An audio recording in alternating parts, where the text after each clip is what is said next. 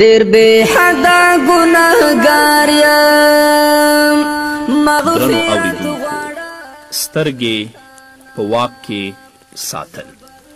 څوک چې په انټرنټ کې بدو او ناوړو پاڼو ته ګوري، څوک چې د تلویزیون له لارې په بدو چینلونو پسې چې د هیڅ نر او ښځې د لیدو وړ نه دي ګرځي، دا ټول چیرته دي؟ دغه سترګې موږ چیرته بیایي؟ له الله څخه ویره چیرته ده؟ حال دا چې دغه سترګې په آزاد ډول پردي ناموسونه څاري. په دغو سترګو کې له الله څخه ویره چیرته ده؟ زه یوازې تاسو ته دا نه وایم، بلکې ځان ته هم وایم. ټولو ته خبره کوم، غواړم ووایم کومه موضوع چې همدا اوس یې وړاندې کوم د ډیر اهمیت وړ او خطرناکه ده. موضوع له الله څخه ویره ده چې موږ ترې لرې یو. کوم کارونه چې له موږ څخه ترسره کیږي هیڅکله په ویره دلالت نه کوي.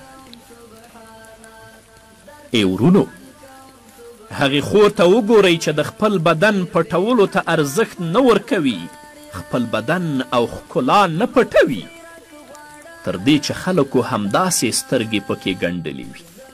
یا هغه میرمن چې حجاب یې اغوستی مګر د ویښتانو زیاته اندازه یې بربنډي لوڅ دي. یا هغه میرمن چې حجاب یې اغوستی دی مګر جامې یې ډېرې تنګې او نښلنده دي. په جامو اغوستلو کې دی له الله څخه ویره چیرته ده؟ د الله دغه حکم چیرته دی چې په سورت نور کې 11 آیت کې فرمایي وقل للمؤمنات یغضضن من ابصارهن ویحفظن فروجهن. مؤمنانو ښځو ته ووایه خپلې سترګې ټیټې وساتئ او د خپلو عورتونو ساتنه وکړئ. هغه ځوانان چې هرې خواته سترګې ځغلوي دغه د الله امر نه ګوري چې الله فرمایي قل للمؤمنین یغضوا من ابصارهم ویحفظوا فروجهم. نارینه مؤمنانو ته ووایه خپلې سترګې ټیټې ونیسئ او خپل عورتونه وساتئ. درنو اوریدونکو، لاسونه دي چې حرام مال ته اوږدیږي، خیټې دي چې له حرامو مالونو څخه ډکې دي، سره له دې هم چې د پیغمبر علیه الصلاة والسلام دا وینا روښانه او څرګنده ده چې فرمایي کل لحم نبت من حرام فالنار اولی به. هره غوښه چې له حرام مال څخه وده وکړي اور ورته غوره. هغه خیټې چې له حرامو خوراکونو څخه ډکې دي، هغه خلک چې حرام مال خوري، فلانی او فلانی کار کوي او دغه حرام کار مباح ګڼي، څه ډول کولی شي دغه مړۍ په خپله خیټه کې ځای کړي؟ څه ډول دغه حرام مال په خپلو بچیانو باندې خوري؟ نو له دې ټولو آیتونو څخه وروسته له الله څخه ویره چیرته ده؟ څوک په رشوت اخته دي، څوک په سود اخته دي، څوک په غصب او په غلا اخته دي، د الله ویره چیرته ده؟ له ښځو سره د نارینهو تړاو هغه ستونزې دي چې ټولنه یې نوره ډوبه کړې ده. دې ته حیرانېږم چې ډیری ځوانان په زنا اخته دي. څوک چې د موبایل او د ټلیفون له لارې بدې او ناوړه خبرې په خوله راوړي، دا څه دي؟ یا هغه ځوان چې یوې پیغلې سره ملګری دی او اړیکه یې د ښځې او د خاوند په څیر ده، دا نو څه شی دی؟ له الله څخه ویره چیرته ده؟ سره دې چې الله موږ ته فرمایي ویحذرکم الله نفسه. الله تعالی تاسې د خپل ځان څخه ویروي، تاسو له خپلې نافرمانۍ څخه منع کوي. آیا د دغه آیت په اوریدلو سره له الله څخه ویریږو؟ کله چې دغه آیت اورو زموږ په زړونو باندې څه اغیزه لري؟ په غالب ګمان هیڅ نه کوي او هیڅ تاثیر نه لري. ورکه شوې حیا، کمزورې او بیهوده اراده. قسم په الله چې زه اراده نه لرم تاسو زړه توړن کړم، بلکې په دې سره د هغې ټولنې چې موږ پکې ژوند کوو له شته ناروغیو څخه پرده پورته کوو. اوسپنیزې ارادې چیرته دي؟ د نیکانو او تابعینو په څیر ارادې، د ځوانانو ارادې، میړنتوب چیرته دی؟ د الله لپاره هغه ټول ځواک او توان چیرته دی؟ الله تعالی په سورت مریم کې 12 آیت کې یحیی علیه السلام ته فرمایي: یا یحیی خذ الکتاب بقوة وآتیناه الحکم صبیا. ای یحیی کتاب په قوت سره ونیسه، موږ په ماشومتوب کې هغه ته زیرکي ورکړې ده. هغه لمنځونه چې قضا کیږي، هغه عبادتونه چې پرېښودل کیږي، هغه سنتونه چې لږ ترسره کیږي، د تهجد لمونځ چې یوازې کم شمیر ترسره کوي، ان د دیندارو کسانو په زړونو کې له الله څخه ویره کم ځای لري. له تاسو نه پوښتنه کوم، هر یوونه وروستی وار دی چې د الله له ویرې څخه سترګو اوښکې تویې کړې کله و؟ وروستی ځل دی چې په لمانځه کې د الله د نږدېوالي احساس وکړه کله و؟ وروستی ځل دی چې د لارې د تللو په مهال کې د الله د نږدېوالي احساس وکړه کله و؟ په میاشت کې څو وارې دغسې احساس لري؟ هغه قرآن مجیدونه چې په کورونو کې مو په تاخچو کې ایښي دي او د نه تلاوت له امله یې پر مخونو ګردونه او دوړې پرتې دي، آیا د دغسې حالت په لیدلو سره هیڅ غبرګون نه ښکاره کوو؟ هغه مسجدونه چې د سهار له لمانځه څخه تر ماسخوتن لمانځه پورې تش وي، هغه ځوانان چیرته دي چې په مسجد کې لمنځونه کوي؟ که د سهار لمانځه لپاره مسجد ته لاړ شي، ډیر کم شمیر لمونځ کوونکي به ومومئ د ځوانانو شور او شوق او د سړیو ځواک د سهار د لمانځه په ادا کولو کې چیرته دی؟ د الله ویره چیرته ده؟ په حقیقت کې دا ټولې سختې او دردناکې ناروغۍ دي. قسم په الله درنو اوریدونکو، دا ټول یوې خوا، بلې خواته او له دې بد هغه کسان دي چې له الله څخه غافله دي او له الله څخه نه وي. زه دغه ډله له ټولو بده ګڼم. د چا چې ټول درد او غم نه وی او وروستی موډ دی، د وروستۍ سندرې سندرغاړی څوک دی؟ د اسکار د جایزې ګټونکی څوک دی؟ د سږکال غوره نڅاګره ښځه څوک ده؟ یا غوره نڅاګر څوک دی؟ د فوټبال یا د کرکټ لوبغاړی څوک دی؟ او داسې نور. بس ځوانان مو په همدې اخته دي، آخرت او د الله ویره ترې ختمه ده. کله چې دغسې مسائلو کې فکرونه مشغولیږي، ان که دا ټول تا ځان سره مشغول نه کړي، ښایي ووایې اولادونو، جامو او خوراک یې زه مشغوله کړی یم، مګر الله زموږ په ژوند کې کوم ځای لري؟ آیا له دې ټولو خبرو وروسته له الله څخه ویریږو؟ زموږ زړونه د الله له ویرې څخه ډک شوي دي؟ یا دا چې زه په خپلو خبرو کې مبالغه کوم؟ البته امکان لري لږ زیاتوالی مې کړی وي، مګر په واقعیت کې په قرآن کې داسې آیت تر سترګو کیږي چې په هر ځل اوریدلو سره انسان دردیږي. الله تعالی په خپل کلام کې په سورت بقره کې 4 آیت کې فرمایي: ثم قست قلوبكم من بعد ذلك فهي كالحجارة او اشد قسوه. وروسته له دې ستاسو زړونه سخت شول لکه د ډبرې په څیر، د کاڼي په څیر، یا له ډبرې هم کلک.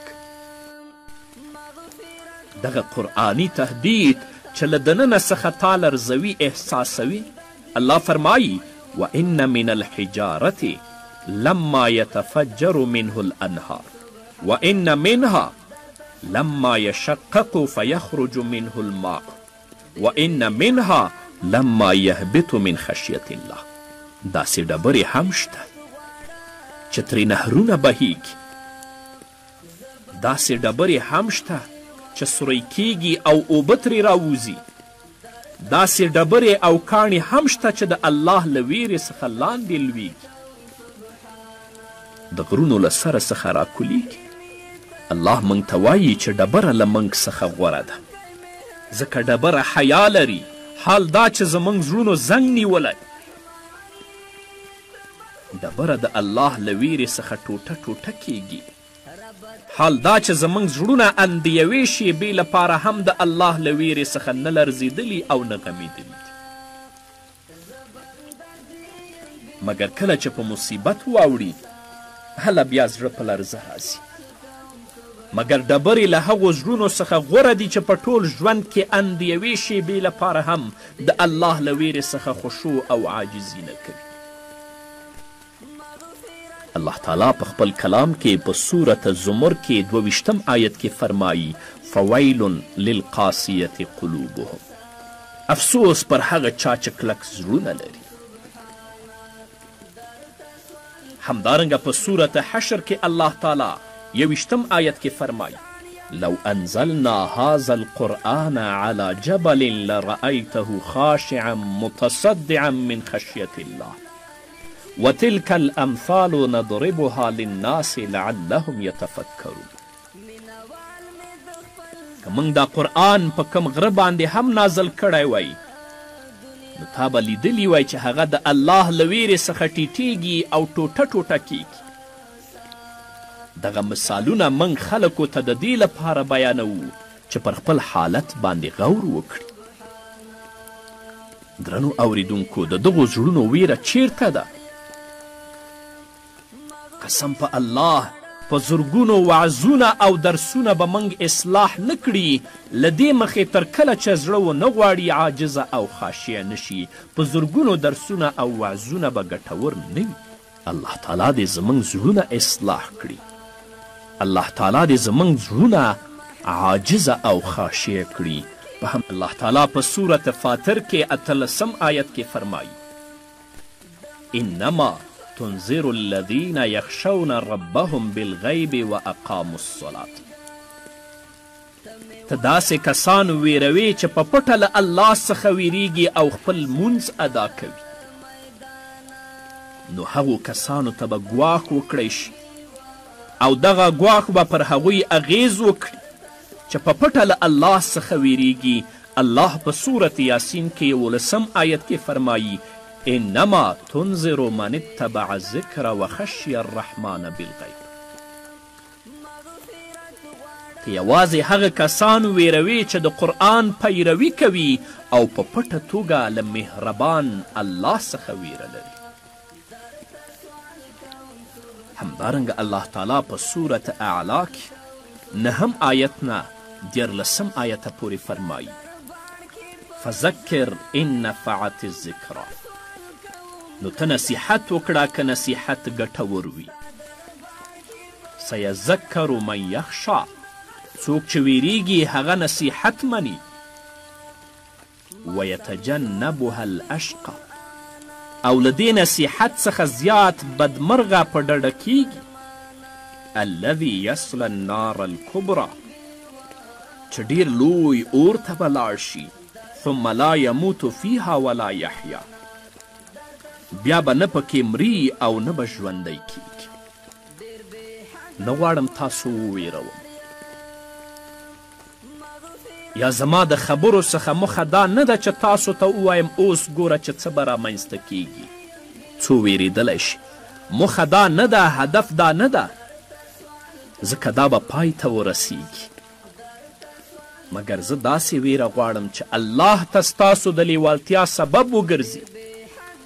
زما د دغو خبرو دلیل د الله دغه حکم دی چې په سورة قاف کې 11 آیت نه 13 آیته پورې فرمایي وازلفت الجنة للمتقین غیر بعید.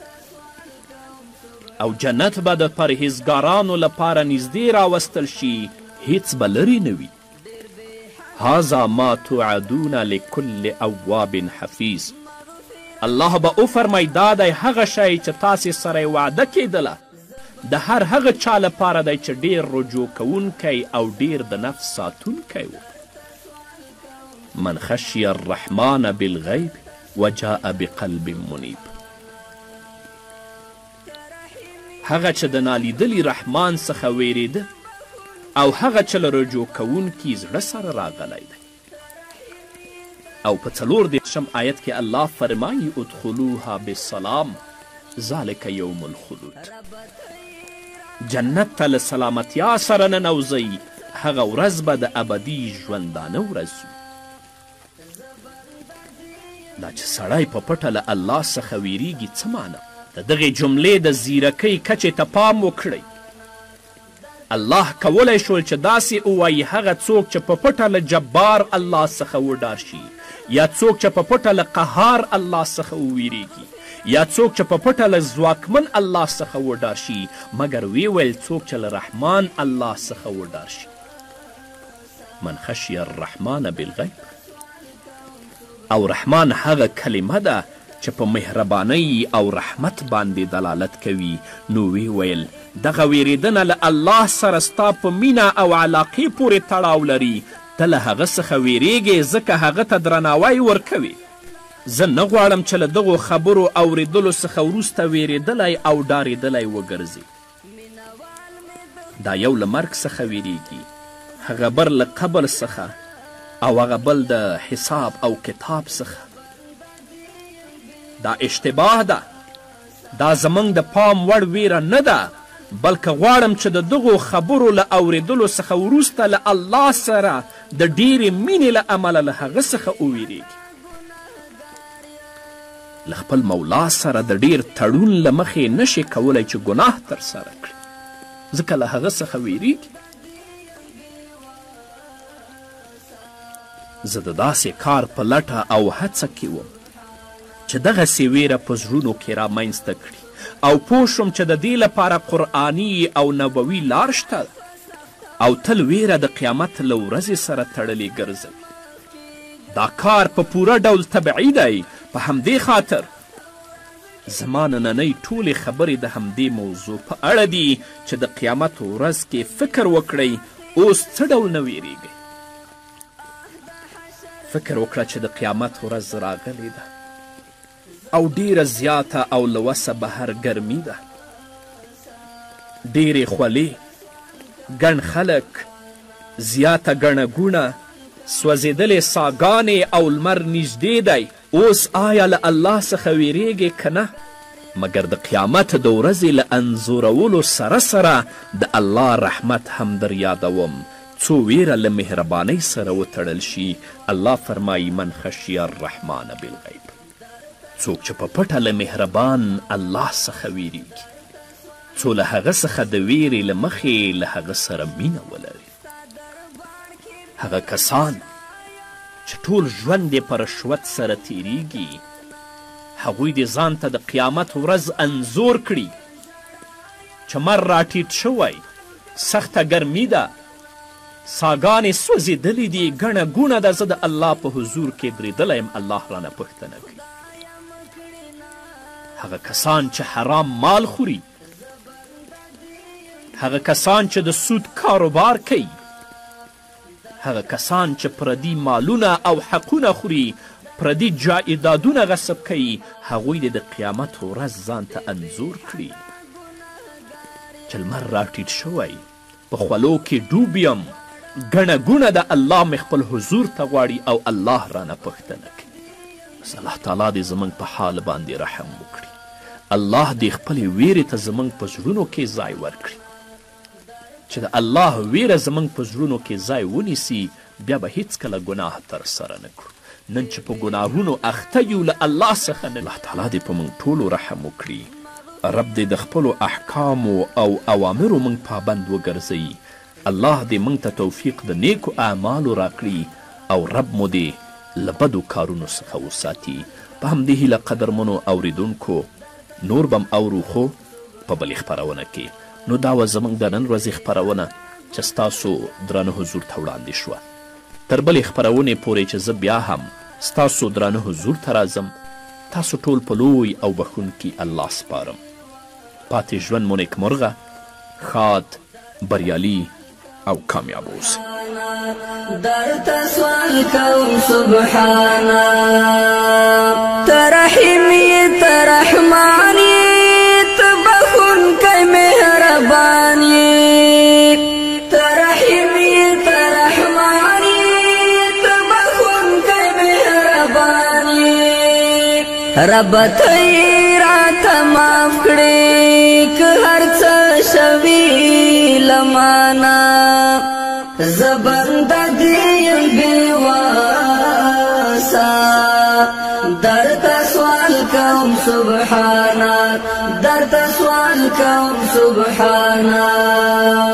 ډېر بې حده ګنهګار یم، مغفرت غواړم له تانه، زه بنده دې یم بېواسه،